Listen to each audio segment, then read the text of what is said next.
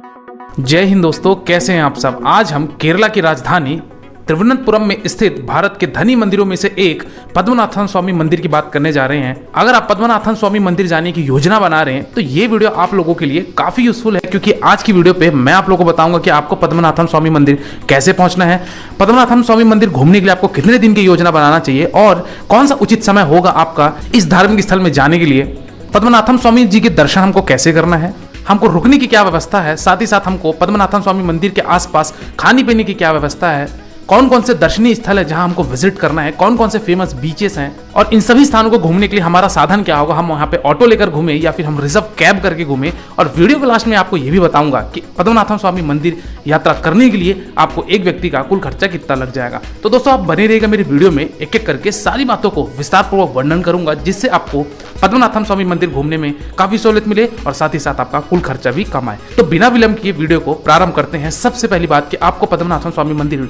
जाने के लिए कैसे पहुंचना होगा। दोस्तों पद्मनाभन स्वामी मंदिर पहुंचने के लिए आपके पास 3 मुख्य मार्ग हैं।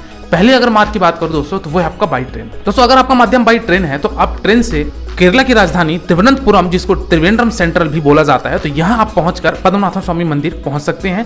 रेलवे स्टेशन से आपकी जो पद्मनाभन स्वामी की दूरी है वो लगभग 1.5 से 2 किलोमीटर की पड़ती है। तो आप त्रिवेंद्रपुरम या फिर अगर आपको त्रिवेंद्रम तक डायरेक्ट ट्रेन नहीं मिल रही है तो आप देख सकते हैं कोच्चुवेली भी, जो कि कोच्चुवेली आपका मंदिर प्रांगण से लगभग 16 किलोमीटर की दूरी पर पड़ता है।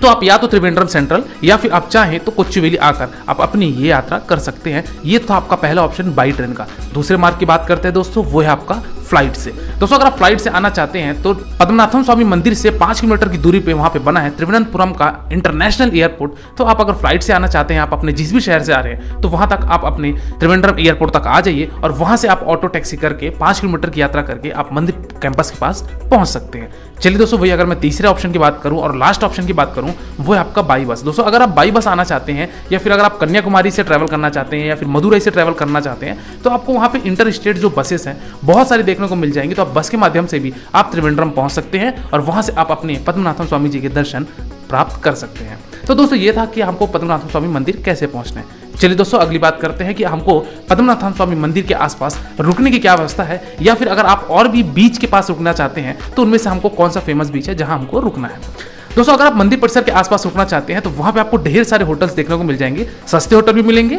और आपको अच्छे होटल भी मिलेंगे, जो कि एसी और नॉन एसी दोनों ही होटल्स आपके अवेलेबल होंगे। तो दोस्तों आपको ये बताना चाहूंगा कि अगर मंदिर प्रांगण के आसपास अगर लेते हैं 1-1.5 किलोमीटर के दायरे में आप होटल्स लेते हैं तो वहां की आपको जो टैरिफ पड़ेगी दोस्तों वो आपको लगभग 1000 रुपए के आसपास आपको होटल्स देखने को मिल जाएंगे। वही अगर बात करूं कि अगर आप बीच वाले नज़ारे में या फिर रिजॉर्ट में रुकना चाहते हैं तो फिर त्रिवेंद्रम का सबसे फेमस बीच है जो कि है कोवलम बीच। तो आप कोवलम बीच जाकर वहां अपना स्टे बना सकते हैं। बीच से लगे हुए आपको ढेर सारे रिजॉर्ट्स, गेस्ट हाउस और आपको वहां पे होटल्स देखने को मिलेंगे, जो कि एक बहुत ही अच्छे डिलक्स होटल्स होते हैं। तो वहां जाके आप स्टे कर सकते हैं। वहां की टैरिफ थोड़ी सी महंगी होती है, लगभग 2800 रुपये 3000 रुपये पर नाइट का होता है डबल ऑक्यूपेंसी पे। तो आप चाहे तो वहां स्टे बना सकते हैं अगर आप कोवलम बीच से बीच का आनंद लेना चाहते हैं। तो दोस्तों ये था आपका रुकने की व्यवस्था। चलिए दोस्तों इसी के साथ साथ बात कर लेते हैं कि आपको खाने पीने की क्या व्यवस्था होगी। दोस्तों अगर खाने पीने की बात करूं तो केरला में यानी कि त्रिवेंद्रम में वहां पे आपको ज्यादा नॉन वेज फूड्स देखने को मिलेंगे। तो आप वेज रेस्टोरेंट आप देख के जा सकते हैं। वहां पे बहुत सारे अभी रेस्टोरेंट खुल गए हैं। पहले तो थोड़ी सी कठिनाइयां होती थी वेज खाने के लिए, लेकिन वर्तमान समय पे आपको वहां पे बहुत सारे वेज होटल्स देखने को मिल जाएंगे। तो आप वेज होटल्स में जाके खाना खा सकते हैं। अदरवाइज अगर नॉन वेज है तब तो फिर आपके लिए बल्ले बल्ले है। चलिए दोस्तों अगली बात करते हैं कि हमको मंदिर में पहुंचने से पहले किन किन बातों का ध्यान रखना है। दोस्तों मंदिर परिसर में आपको मोबाइल कैमरा अलाउ नहीं है, तो आप वहां उसको लॉकर में रख सकते हैं या फिर चाहे तो आप अपने होटल्स में ही रख सकते हैं। दोस्तों पद्मनाभन स्वामी मंदिर जो समर्पित है वो है विष्णु जी अवतार, जो कि उनकी लेटी हुई अवस्था आपको देखने को मिलेगी और उनके गर्भजून में दीप प्रज्वलित होती रहती है, जहां पे बहुत ही कम लाइट होती है। तो वहां से आपको विष्णु जी के यानी कि पद्मनाभन स्वामी जी के दर्शन करने हैं, अपनी मनोकामनाएं मांगनी है। और यहाँ पे कहा जाता है कि विष्णु जी के निचली तल पे वहां पे तहखाने हैं, जहाँ पे सारे खजाने रखे हुए हैं और वहां पे कुल 7 द्वार है, लेकिन 7वें द्वार को खोला नहीं गया है। तो दोस्तों विष्णु जी के आप दर्शन कीजिए, लाइन में लगिए। और साथ ही साथ ये बताना चाहूंगा कि इस मंदिर में प्रवेश करने के लिए पुरुषों के लिए जो यहाँ पे ड्रेस कोड रखी गई है वो रखी गई है व्हाइट कलर की धोती आपको वहाँ पे परचेस कर लेना है, या फिर आपको रेंट पे भी मंदिर के बाहर बहुत सारे स्टॉल लगे हुए हैं, तो वहाँ पे आपको रेंट पे धोती मिल जाएगी और आपको कमर के ऊपर आपको निर्वस्त्र होकर आपको प्रवेश करना है। ये पुरुषों का ड्रेस कोड है। वही अगर बात की जाए महिलाओं के लिए, तो महिलाओं के लिए दोस्तों आपको साड़ी यहाँ पे पहनना अनिवार्य है, जो कि सफेद कलर की होनी चाहिए। वो भी अगर आप सफेद कलर की साड़ी नहीं लाए हुए हैं तो आप चाहें तो वहाँ पे आपको ढेर सारे स्टॉल्स देखने को मिलेंगे, तो वहाँ से आप भाड़े में ले सकते हैं या फिर खरीद भी सकते हैं। और अगर आपकी छोटी बच्ची है यानी कि 12 साल 11 साल के हैं तो उनके लिए गाउन भी अलाउ है, तो वो गाउन पहन के भी पद्मनाभम स्वामी जी के दर्शन कर सकते हैं। तो दोस्तों आप पद्मनाभम स्वामी जी के दर्शन कीजिए और मंदिर प्रांगण से बाहर आइए। और आपको अभी 2 और स्थान पे जाना है, जिसमें से एक पहला आपका आता है पूवर आइलैंड और एक और आपका यहाँ पे आता है त्रिवेंद्रम का जू। दोस्तों पूवर आइलैंड आप वहाँ चले जाइए, जो कि आपका मंदिर प्रांगण से 7 किलोमीटर की दूरी पे स्थित है। और पूवर आइलैंड में दोस्तों वहाँ पे बैक वाटर पे बोटिंग कराई जाती है। बोट वाले दोस्तों आपका 2000 से 3000 रुपये एक बोट का लेते हैं और आपको वो लगभग 10 से 15-20 मिनट की राइड करा के आपको वो वापस पूवर आइलैंड पर छोड़ देंगे। दोस्तों पूवर आइलैंड में आप जरूर बोटिंग कीजिएगा, क्योंकि ये आपकी वैसे नॉर्मल बोटिंग नहीं है जो कि आप समुद्र में बोटिंग करते हैं या फिर किसी नदी में बोटिंग करते हैं। ये बोटिंग बहुत ही शानदार होती है। यहाँ के प्राकृतिक सौंदर्य जब आप देखेंगे और बोट से सब सफर करेंगे तो शायद आपको एक बेहद शानदार आनंद भी प्राप्त होगा और साथ ही साथ ऐसे अनोखे दृश्य आप शायद ही कभी देखे होंगे। तो पूवर आइलैंड में दोस्तों आप जाके बोटिंग जरूर कीजिएगा। वही अगर मैं दूसरे स्थान की बात करूँ वो है आपका त्रिवेंद्रम जू। दोस्तों अगर आप त्रिवेंद्रम जू जाते हैं तो कम से कम अपने पास 4 घंटे निकाल के जरूर जाइएगा, क्योंकि ये इतना बड़ा जू है, इतने सारे यहाँ पे आपको ढेर सारे पशु पक्षियाँ देखने को मिलेंगे कि आपको इसको एक्सप्लोर करते करते लगभग 3 से 4 घंटे आराम से लग जाएंगे। तो दोस्तों आप अपना समय आराम से निकाल कर त्रिवेंद्रम जू में भी विजिट कीजिए, जो कि बहुत बड़ा जू है।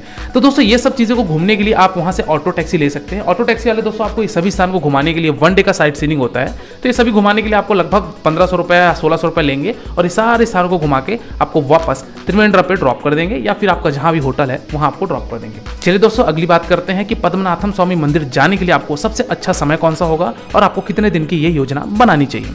दोस्तों आपको पद्मनाभ स्वामी मंदिर जाने के लिए जो सबसे बेस्ट समय है वो है आपका मानसून या फिर आप विंटर में जा सकते हैं, क्योंकि समर में आपको मालूम है कि साउथ में कितनी ज़्यादा गर्मी पड़ती है। तो आप समर को छोड़ के आप मानसून में भी जा सकते हैं या चाहे तो आप विंटर में भी जा सकते हैं। काफ़ी अच्छा ये वातावरण होता है। वही अगर बात की जाए कितने दिन की आपको योजना बनानी चाहिए पद्मनाभम स्वामी मंदिर दर्शन करने के लिए, तो दोस्तों आपके लिए 1 नाइट 2 डेज पर्याप्त है। एक रात तो आपको आने में और आपको दर्शन करने में लग जाएंगे और अगले दिन आप पूवर आइलैंड है, कोवलम बीच है, त्रिवेंद्रम जू है, तो ये सब एक्सप्लोर करके आप सेकंड डे में इवनिंग तक आप अपनी रिटर्न ले सकते हैं। कुल मिलाकर 1 रात 2 दिन आपके लिए पर्याप्त है और आप आराम से विष्णु जी के दर्शन कर लेंगे। चलिए दोस्तों अगली बात करते हैं कि आपको पद्मनाभम स्वामी मंदिर दर्शन करने के लिए आपको एक व्यक्ति का कुल खर्चा कितना लग जाएगा। दोस्तों अगर आप एक नॉर्मल होटल में रुकते हैं और खान पान भी एक नॉर्मल रेस्टोरेंट पे करते हैं तो मान के चलिए कि एक व्यक्ति का जो खर्चा आएगा वो लगभग 2,500 से 3,000 रुपये आएगा और आप आराम से पद्मनाभम स्वामी मंदिर दर्शन कर लेंगे। 1 रात 2 दिन की ये ट्रिप बनेगी और आप अच्छी तरीके से विष्णु अवतारी पद्मनाभम स्वामी जी के दर्शन भी कर लेंगे और 1-2 दर्शनीय स्थल भी देख लेंगे। हालांकि कुछ टूरिस्ट दोस्तों यहाँ त्रिवेंद्रम से आगे निकल जाते हैं कन्याकुमारी के दर्शन करने के लिए भी, लेकिन आज की वीडियो में मैंने आपको दोस्तों सिर्फ और सिर्फ त्रिवेंद्रम की बात करी हुई है। अगर आप कन्याकुमारी के ऊपर वीडियो चाहते हैं या फिर उसकी आप जानकारी चाहते हैं तो आई बटन में दोस्तों आपको एक लिंक मिल रहा है, उसकी वीडियो मैंने ऑलरेडी बना रखी है, तो वहां जाके आप अपनी वीडियो देख सकते हैं और आप कन्याकुमारी की भी ट्रिप कर सकते हैं। तो दोस्तों ये था आज का एक पद्मनाभम स्वामी मंदिर का दर्शन जो कि केरला में स्थित है। इसके बाद भी अगर आपको दोस्तों कोई डाउट है तो आप मेरे इंस्टाग्राम यात्रावास आईडी में विजिट करके जो भी आपके प्रश्न है वो मुझसे पूछ सकते हैं। डेफिनेटली आपको मेरे द्वारा या मेरी टीम द्वारा आपको रिप्लाई दिया जाएगा। और आप किसी दूसरे वीडियो में खो जाएं इससे पहले आप मेरे चैनल यात्रावास को सब्सक्राइब कीजिए। आज के वीडियो में दोस्तों फिलहाल इतना ही, मिलते हैं फिर एक नई वीडियो में एक नई विषय के साथ। तब तक के लिए शुक्रिया। जय Hind. Wish you safe, comfortable and happy journey.